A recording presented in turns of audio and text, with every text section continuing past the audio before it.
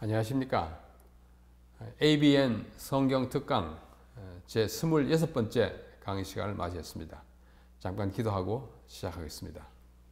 하늘에 계신 우리 아버지시여, 우리가 다시 아버지의 말씀을 펴겠사오니 우리의 마음도 열어주시옵시고 특별히 머리를 열어주셔서 잘 깨닫고 또 그것을 잘 실천할 수 있도록 도와주시옵소서. 예수님의 이름으로 기도합니다. 아멘. 성경 특강 26번째 시간은 에스겔 제20장 공부를 하게 되겠습니다. 지금까지 에스겔 처음 19장을 공부해 왔습니다. 전체적인 주제는 다시 반복할 필요 없이 영광이 떠나갈 때 예루살렘이 파괴되는 것과 영광이 돌아올 때 예루살렘이 회복되는 그 이야기를 하고 있습니다. 지난 시간까지 우리는 유다와 예루살렘에 임할 심판에 관한 예언들을 12장으로부터 19장까지 약 10개의 토막으로 나누어서 공부를 해 왔습니다. 오늘은 전반부의 5번째 단원인 유다에 관한 예언들을 공부하기 시작합니다. 이것은 에스겔서 20장으로부터 24장까지 기록된 것인데요. 그것을 다시 7부문으로 나누어서 생각할 수 있습니다. 여기 보는 바와 같이 유다의 반역들을 열거하는 제20장과 그 다음에 21장에는 여호와의 칼에 관한 예언과 암몬인들의 내릴 심판에 관한 예언, 그 다음에 22장에는 예루살렘의 여죄, 나머지 죄들을 열거하는 것과 그 다음에 23장에는 두 자매 이야기가 나옵니다. 두 자매가 아주 행실이 나쁜 자매인데 유다와 이스라엘을 상징하는 이야기죠. 그 다음에 삼는 가마에 관한 비유가 24장에 있고 전반에, 후반에는 에스겔의 부인의 죽음에 관한 비유가 들어있습니다. 그래서 그 첫 부분인 20장 유다의 반역을 열거하는 내용을 공부하겠는데, 이 20장을 또 아주 자연스럽게 7토막으로 나누어서 생각할 수 있습니다. 20장으로부터 24장을요. 그 다음에 20장에 들어가면 그걸 또 세분하게 되겠습니다만은, 자, 먼저 이 20장으로 24장의 예언의 부분은 유다와 예루살렘의 멸망에 관한 심판의 기별의 마지막 부분입니다. 20장으로 24장은 그 앞서셨던 12장으로부터 19장과 그 주제상으로는 연관이 있지만 여기서는 심판 배후에 있는 하나님의 동기에 초점을 맞추고 있습니다.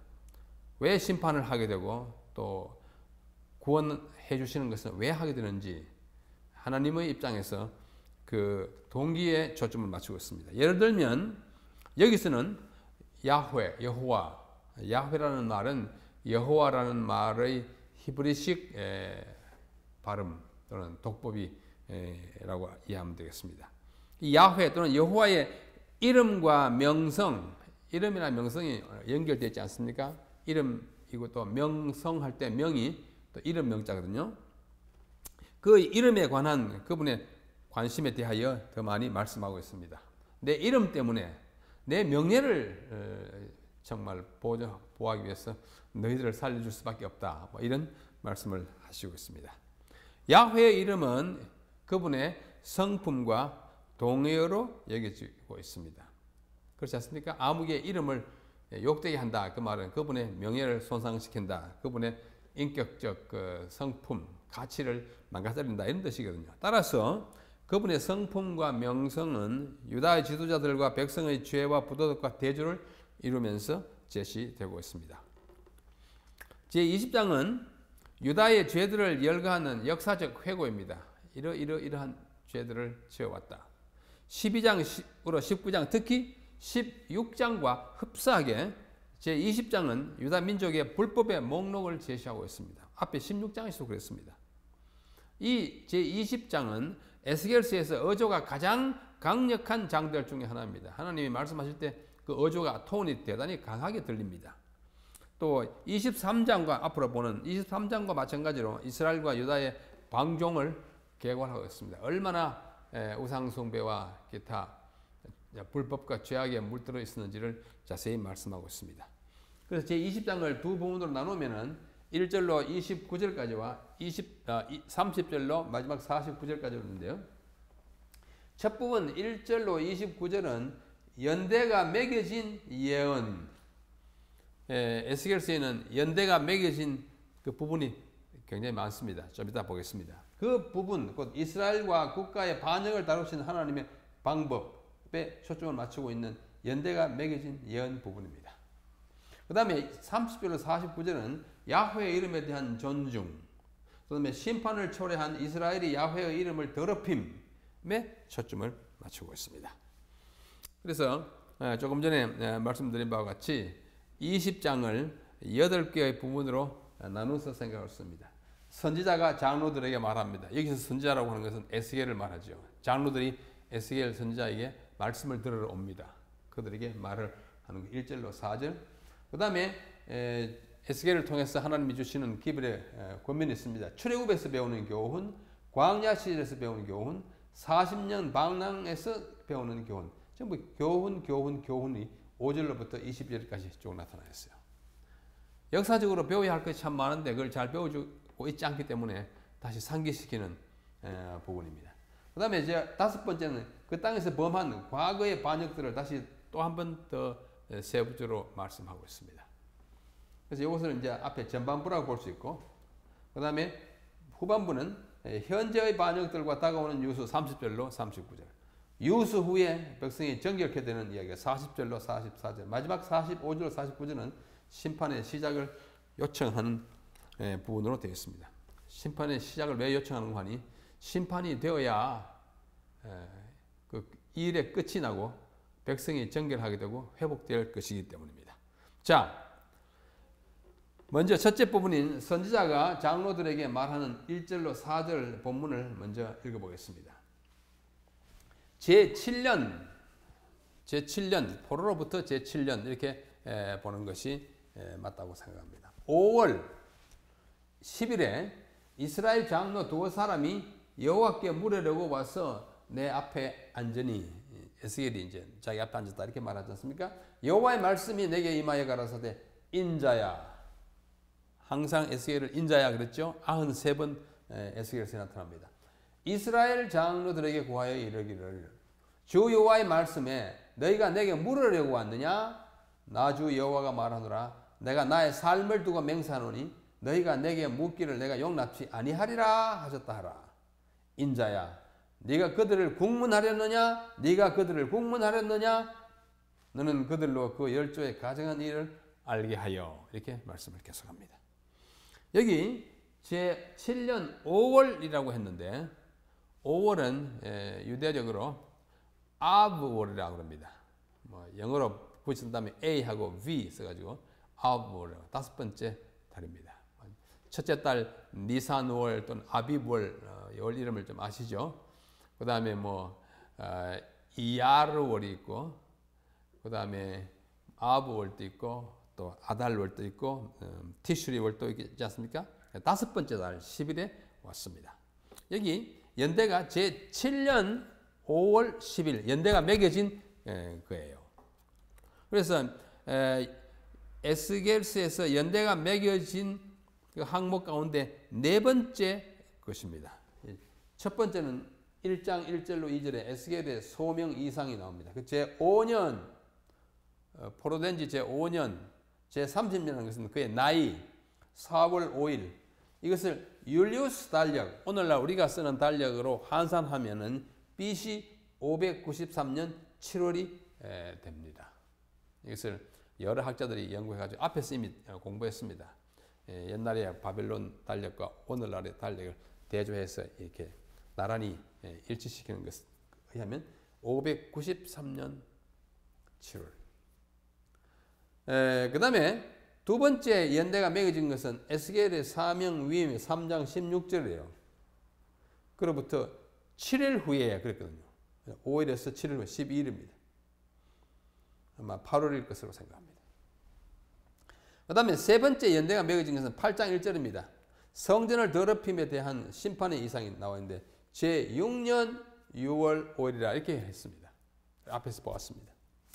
율리우스 달력은 592년 9월일 것으로 생각하고 그 다음에 지금 20장 1절에 장로들이 에스겔에게 말씀을 들으러 오는 그 이야기가 제7년 5월 10일, 제7년 5월 10일, 591년 8월일 것으로 계산이 됩니다. 그 다음에 24장 1절에 가면 예루살렘 포위 시작하는 그 연대가 나오는데 그게 제9년 10월 10일, 이게 율리우스 연대이고 그 나머지도 이렇게 많이 있습니다. 26장, 29장에 2번, 30장, 31, 32장에 2번, 33, 마지막 40장 이렇게 나오는데 총 14번 연대가 매겨져 있습니다. 그런데 여기 보시는 바와 같이 그 연대는 꼭 연대 순으로 매겨져 있지는 않습니다. 여기 뭐 이제 11년 됐다가 10년 앞서 것이 뒤에 나오기도 하고 그 다음에 27년을 껑충 뛰었다가 또 11년으로 또 돌아갔다가 그 다음에 12년 또 25년 이렇게 되지 않습니까?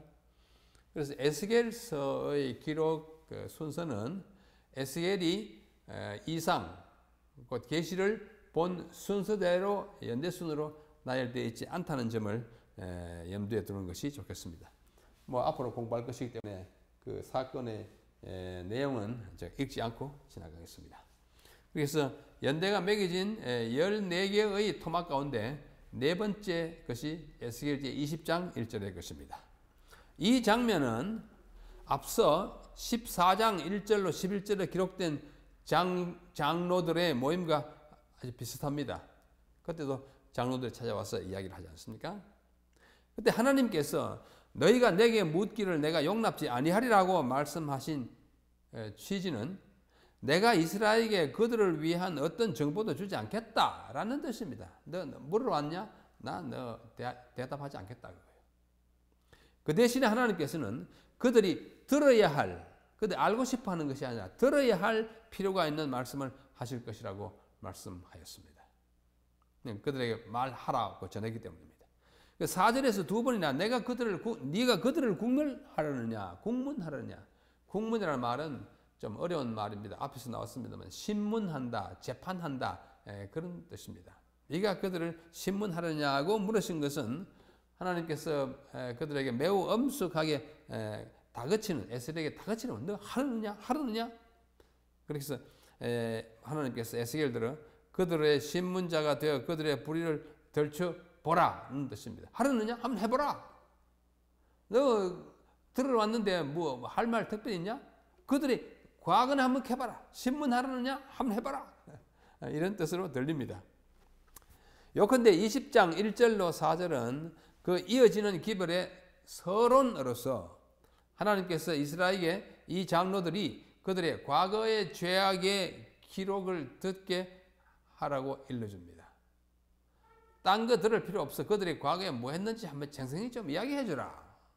이제 선지자는 그 기록을 그들에게 시연하려고 합니다.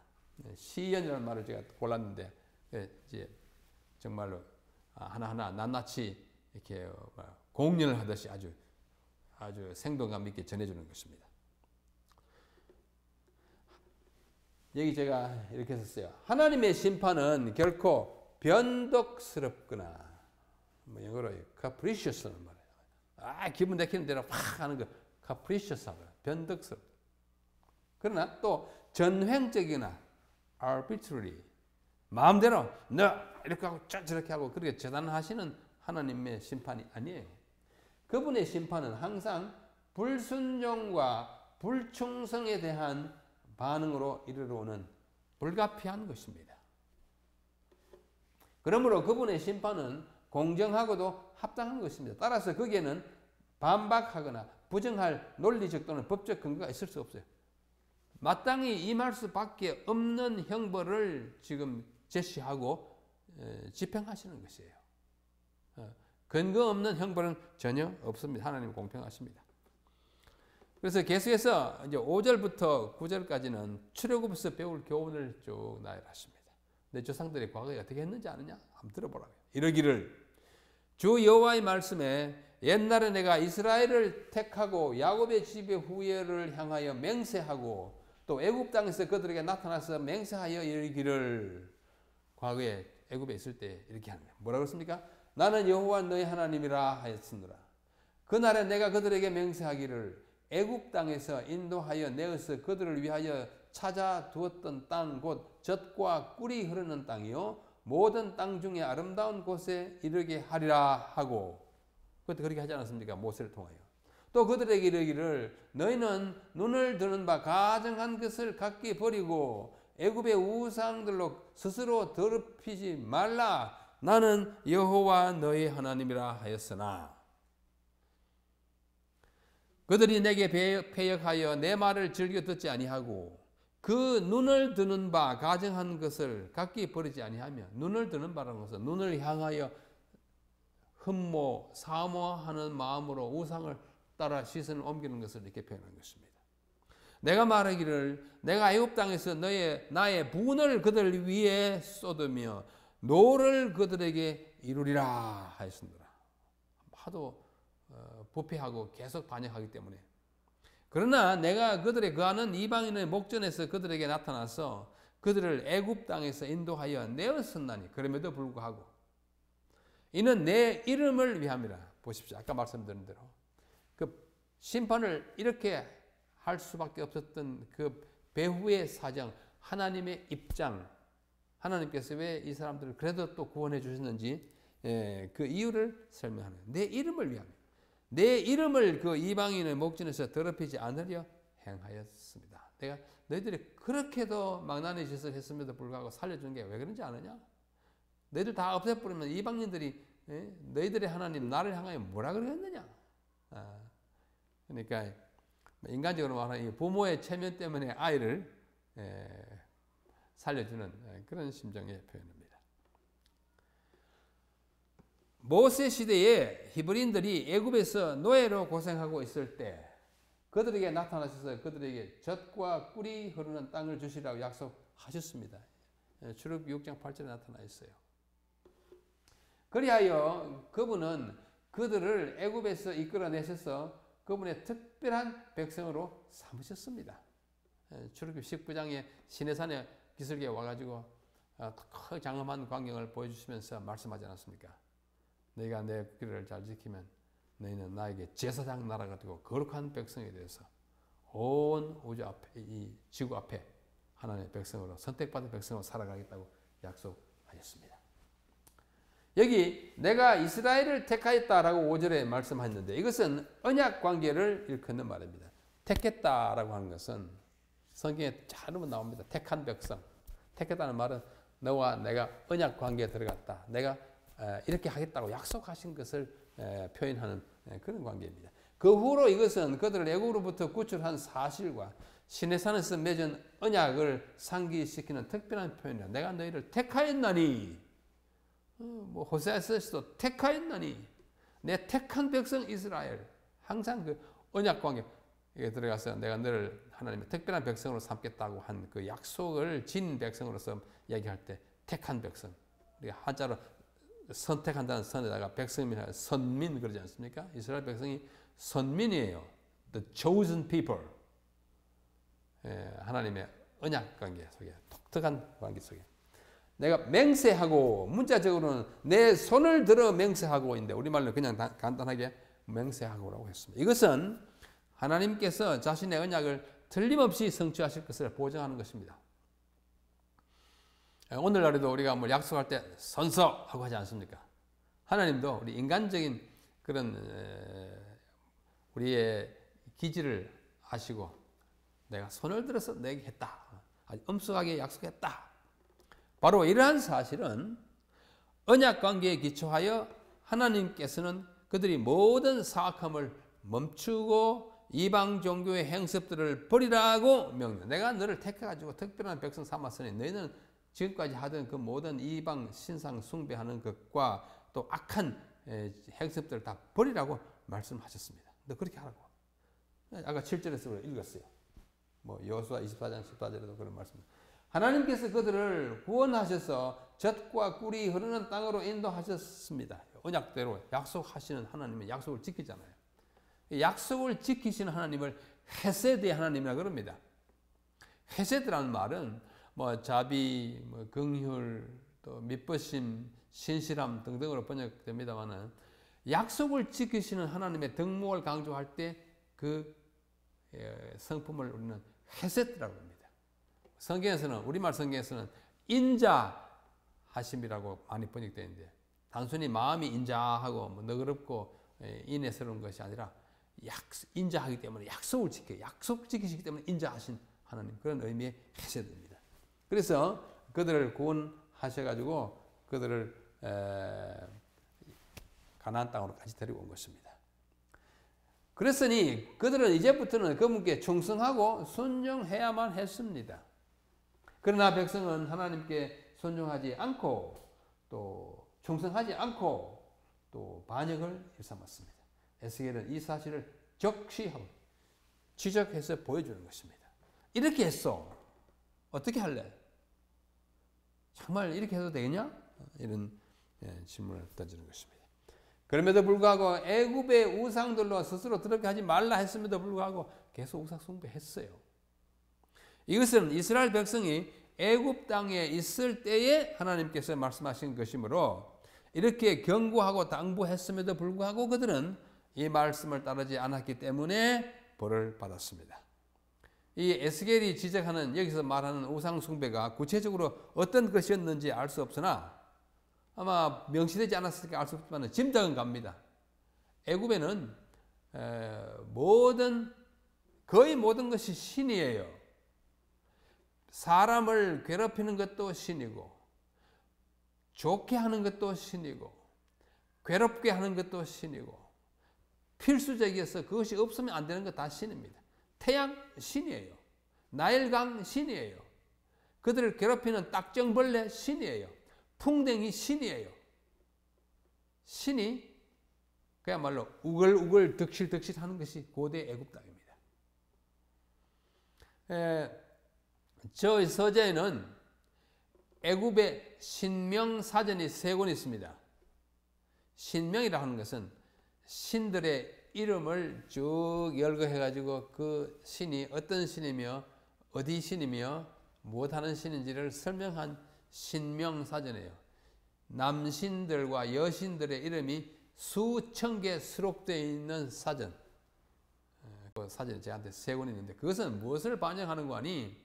고대 애굽이 얼마나 다양한 신들을 섬겼는지, 아무거나 괴롭히면 신으로 숭배해가지고 괴로움을 안 당하도록 노력했고, 좋은 것은 또 신으로 섬겨서 더 좋게 하려고 그렇게 했기 때문에 모두가 신입니다.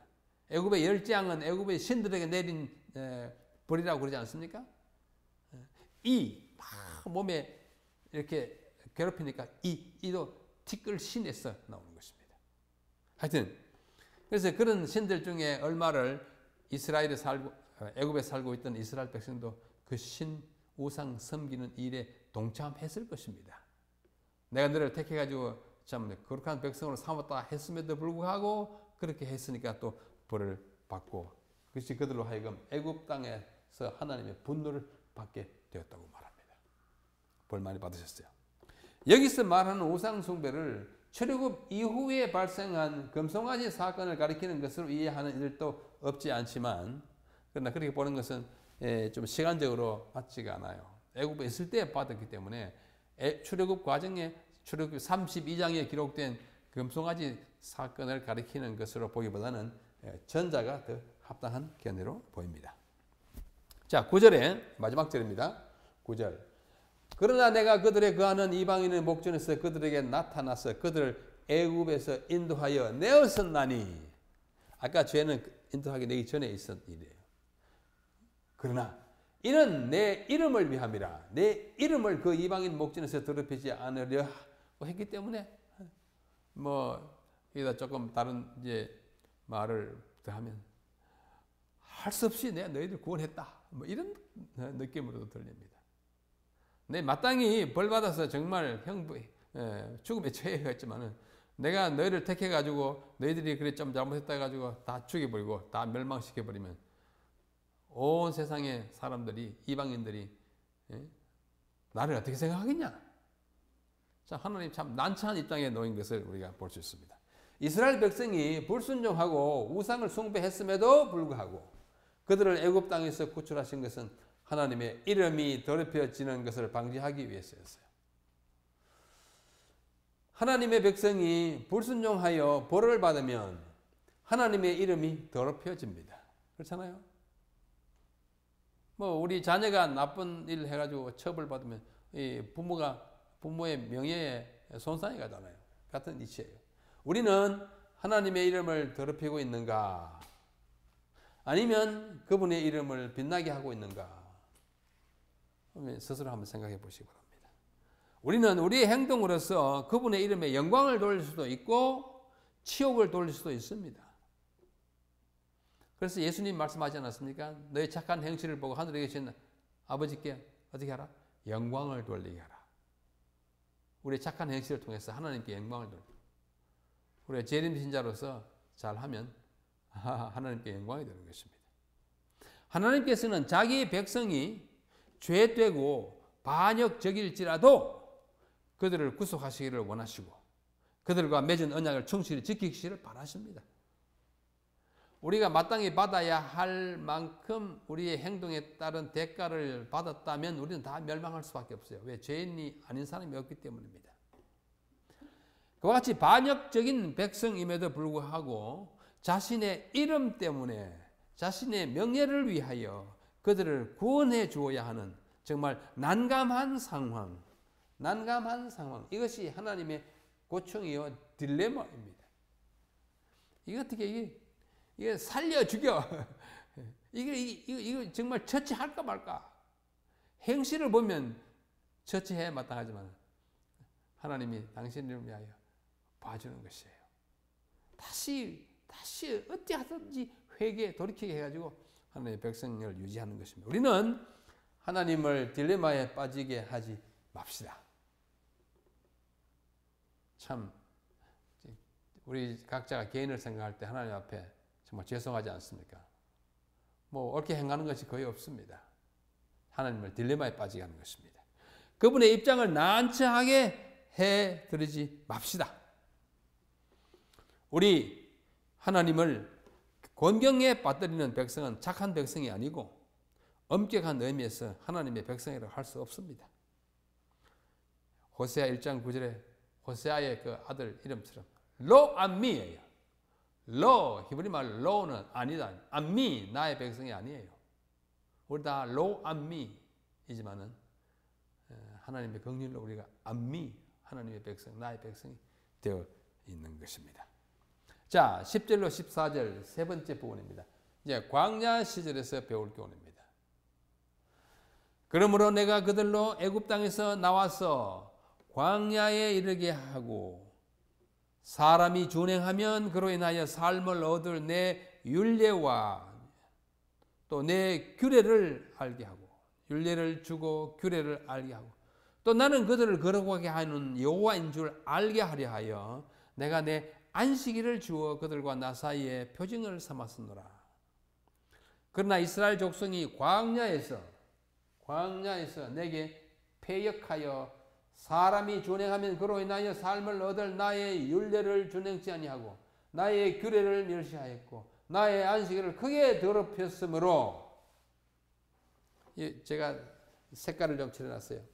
광야 하얀색, 그 다음에 율례 규례 안식일 파란색, 그 다음에 알게도 파란색 밑에 마찬가지입니다. 그 안식일을 표징을 삼았다. 사인을 삼았어요. 딱 보면 뭐인지 알게 하는 표징이에요. 그래서 그들이 더럽혔어요. 율례와 규례와 안식일을 주어서 잘 지키게 해라 했음에도 불구하고 더럽혔으므로 내가 그들에게 이르기를 내가 내 분노를 광야에서 그들을 위에 쏟아 멸하리라 하였으나 내가 발표한 대로 하면은 마땅히 그렇게 했어야 하지만은 내가 내 이름을 위하여 달리 행하였으나 내가 그거 다 취소했다. 마음을 바꿨다. 내가 그들을 인도하여 내는 것을 목도한 열국 앞에서 내 이름을 더럽히지 아니하려 하였음이로다. 정말 위기였어요. 하나님의 위기입니다. 하나님이 다른 위기는 아무 걱정 없는데 당신의 백성으로 인하여 이르는 위기 앞에서는 하나님도 참 정말 안타까운 형편에 있어 보입니다. 우리가 우리 자식이 뭘 잘못하면 우리가 어쩔 수 없잖아요. 우리 애굽에 있을 때 생활과 출애굽 때 광야 사건으로부터 하나님께서는 이제 광야 시절로 이제 다시 돌아갑니다. 출애굽 사건 이후의 광야 생활로 돌아가셔서 이스라엘 백성의 반역의 두 번째 사례를 광야 생활에서 드십니다. 하나님께서는 그들을 애굽에서 해방시킨 후에 그들에게 삶에 필요한 율법과 규례를 정해 주셨어요. 그 정한 것이 바로 뭔가 하니 십계명과 십계명에 이어지는 언약서입니다. 20장으로 24장이에요. 아주 장엄한 율법 반포가 있습니다. 여기 이렇게 말씀합니다. 사람이 준행하면 그로 인하여 삶을 얻을 내 율례와 내 규례라고 했어요. 이 율법을 주시는 목적이 여기서도 분명히 나타납니다. 우리를 뭐 하게 하겠어요? 삶을 얻게 하려고 율례와 규례를 주셨어요. 여기 율례를 히브리 말로 호크입니다. 호크. 복수는 후킴 이렇게 말합니다. 그 다음에 규례는 미시파트, 복수는 미시파팀 이렇게 말하는데 이것이 조금 다른 단어로 번역됩니다만은 둘 다 이 레가 같아요. 레. 뭐 율례, 규례, 조례, 레라는 것은 법의 조항을 말할 때 그렇게 말합니다. 이 율례와 규례를 이것은 뭐이고 저것은 뭐이다 엄격하게 구분하는 것은 거의 불가능합니다. 왜냐하면 어떤 때 그저 통째로 바꿔도 쓰고도 하고 그래요. 그러나 두 단어를 씀으로써 율법 전체를 망라하는 어감을 주고 있습니다. 두 단어를 사용한 것으로 보입니다. 뭐 하기 위해서? 포괄적으로 지칭하기 위하여. 그래서 우리가 앞에 2-5-1상이라는 말을 우리가 많이 들었죠. 두 단어를 통해서 율법의 전체를 말할 때 규례와 율례 보입니다. 율법의 목적은 삶을 얻게 하는 것입니다. 삶을 얻게 하는 것입니다. 여기 참고로 출애굽 때의 율법들은 다음과 같습니다.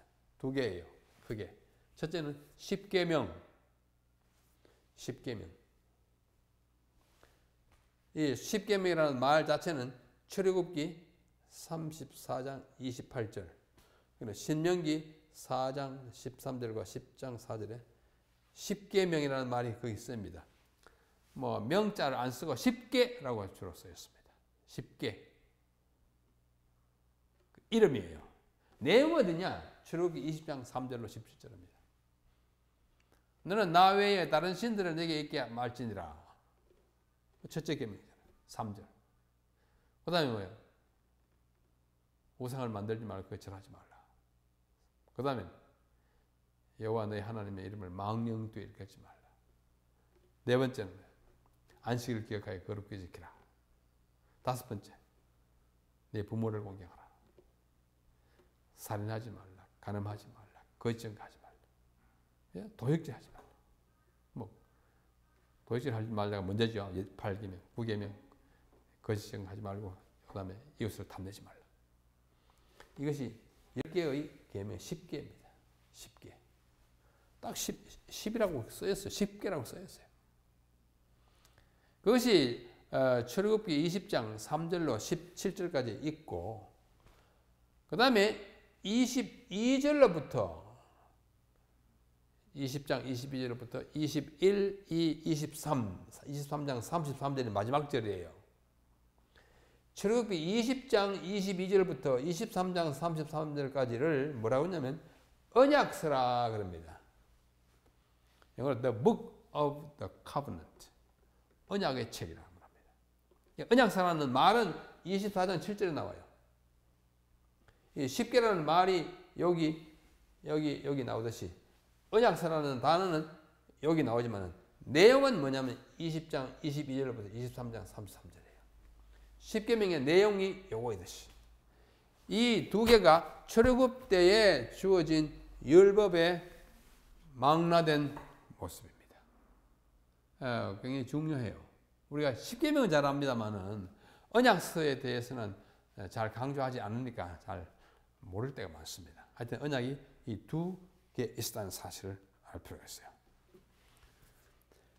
그래서 오늘 이 율법과 율례 또는 규례를 공부하는 이 계제에 율법의 분류와 종류를 잠깐 개괄, 복습하고 지나가면 좋겠다고 제가 여기 안내하고 있습니다. 율법을, 구약시대의 율법을, 특별히 오경에 있는 율법을 두 종류로 분류합니다. 이 분류를 처음 제안한 사람은 독일의 학자 알브레히트 알트라는 학자예요. 굉장히 아주 예리하게 잘 본 것 같아요. 알트라는 학자입니다. 이 독일말로 알트는 영어의 old, 늙었다, 뭐 나이 많다 그런 뜻인데 알트가 고유명사예요. 알브레히트 알트라는 사람이 오경에 나타나 있는 율법을 크게 두 부류로 나눌 수 있다. 첫 번째는 정언법입니다. 정언법. 이 말이 자주 쓰이는 말이 아니기 때문에 또 율법 용어인데 뭐 거의 안 쓰지만은 이분이 썼어요. 그걸 영어로 뭐냐면 일반 독일 사람들만도 영어로 apodictic law. 사람이 독일어 말했지만 영어로 번역하면 그렇습니다. 독일 말도 비슷합니다. apodictische Gesetz 이렇게 봐요. apodictic이라는 말은 딱 선언적으로 발표하는 법. 이거 해. 이거 하면 안 돼. 이렇게 하라. 저렇게 하라. 이렇게는 하지 마라. 이렇게 말하는 법을 정언법. 한자로도 정, 언. 아주 확정적으로 정해진 말로 하는 법. 그런 뜻을 갖고 있지 않겠어요? 그래서 아주 쉽게 말하면 할지니라 말지니라. 영어로 하면 thou shalt 또는 thou shalt not. 그러니까 십계명의 1계면 thou shalt not have, 그죠?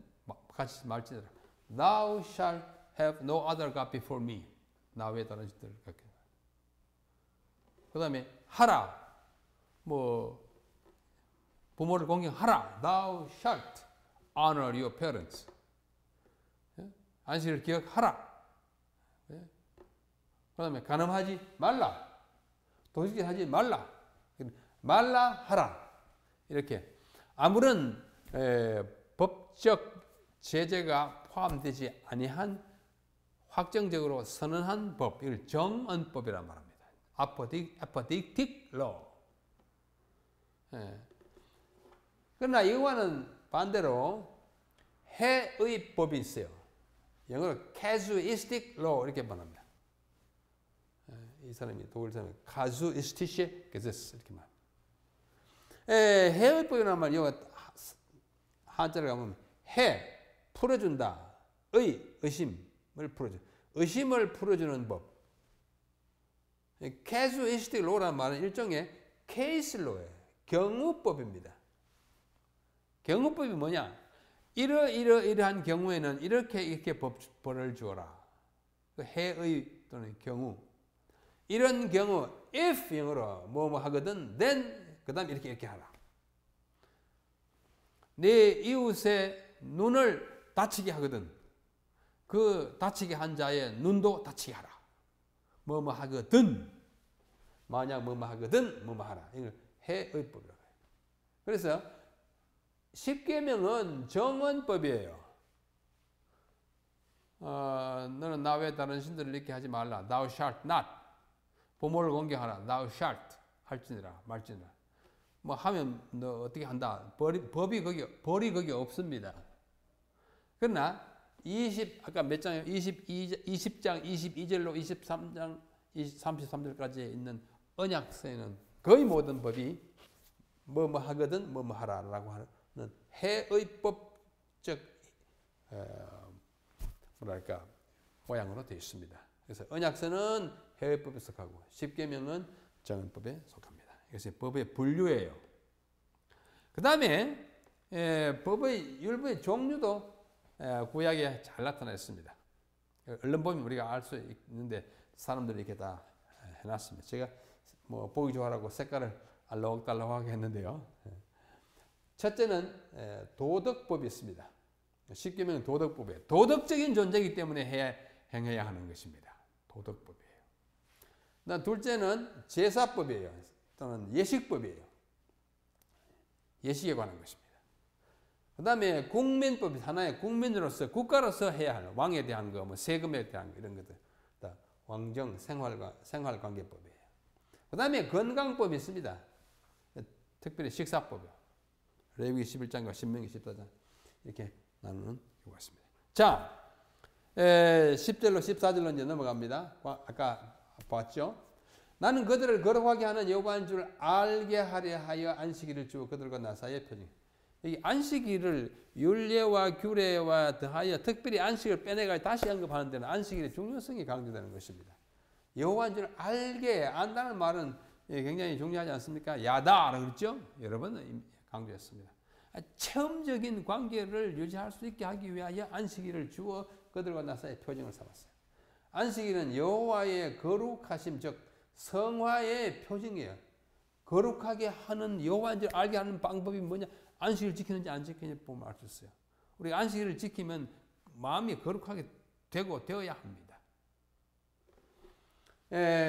여기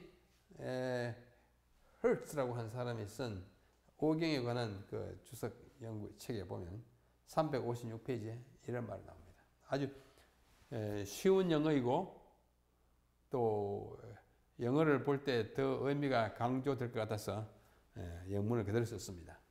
한번 보십시오. 안식일에 관한 거예요. The observance of the Sabbath. 안식일의 준수는, 안식일을 준수하는 것은 was a constantly recurring acknowledgement of God as creator of the universe. 안식일을 준수하는 게 뭐인 거 아니? 우주의 창조자로서의 하나님을 끊임없이 인식하는 아주 반복, 재생, 계속해서 나타나는 그 하나님을 우주의 창조자로 인식하는 것이었어요. 안식을 지키는 것은 하나님을 우주의 창조자로 인식하는 그런 반복적으로 끊임없이 인식하는 것을 의미했습니다. 우리가 안식일에 교회에 나와서 예배하는 것은 창조주 앞에 나오는 것입니다. 그러니까 하나님이 창조주라는 것을 끊임없이 우리가 인식, 고백, 찬양, 경배하는 것이 안식일 준수예요. 그 다음 이어지는 문장 It would be an open denial of God. 그것은 공개적으로 하나님을 부인하는 것이다. 뭐가? For an Israelite. 한 이스라엘 사람이 to desecrate the Sabbath. 안식일을 또는 더럽히는 것은 곧 하나님을 공개적으로 부인하는 것이었다. 참 좋은 말씀이에요. 우리 안식일을 우리에게 주신 것은 하나님을 창조주로 계속 알게 하는 것입니다. 그래서 내가 그들을 거룩하게 하는 여호와인 줄 알게 하려 안식을 줬다고 말씀하십니다. 여기서 알다라는 동사는 단순히 지적인 수긍이 알아 하나님이 창조했어 그게 아니고 그게 아니라 체험적인 깨달음을 가리킵니다. 안식일을 창조와 구속의 기념일로 지킴으로써 하나님을 창조자와 구속자로 찬양하는 것은 우리의 성화의 필수적인 요소입니다. 그렇게 할 때에 비로소 우리는 여호와 하나님을 올바로 인식하고 경배하게 됩니다. 안식일은 이런 의미를 함축하고 있는 것입니다. 그런데 내가 내 이름을 위하여 달리 행했다. 내가 안식일을 범하고 엉망진창을 만들었지만은 그래서 내가 너 살려줬다. 왜? 내 이름 때문에. 히브리인들이 여호와 하나님을 알지 못했어요. 지식적으로 알았지만은 체험적으로 알지 못했음에도 불구하고 모세는 그들을 멸망시키지 말아달라고 하나님께 탄원했고 하나님은 그의 탄원을 들어주셔서 그들이 구원을 얻게 되었습니다. 모세가 하나님께 그런 탄원을 올리게 된 근거는 그들의 멸망이 하나님의 명예와 성품을 대표하는 그 이름에 욕을 돌리게 된다는 것이었습니다. 민수기 14장에 그렇게 탄원합니다. 하나님은 자신의 이름 곧 명예 때문에 그분의 백성을 살려주십니다. 그러므로 우리는 그분의 이름에 영광을 돌려야 합니다. 일단 구원받았으니까 이제는 하나님 이름에 명예를 돌리면서 살도록 우리가 노력해야 한다고 믿습니다. 오늘 여기까지 20장 14절까지 공부하고 다음 시간에 이어서 15절부터 마지막 49절까지 공부하겠습니다. 하나님의 백성으로 선택함을 받고 구원함을 받으신 우리 성도 여러분, 우리 하나님의 이름에 존귀와 영광을 돌리면서 하루하루 신실하게 순종하며 살아가십시다. 하나님 축복이 함께 하시기를 바랍니다. 감사합니다. 안녕히 계십시오.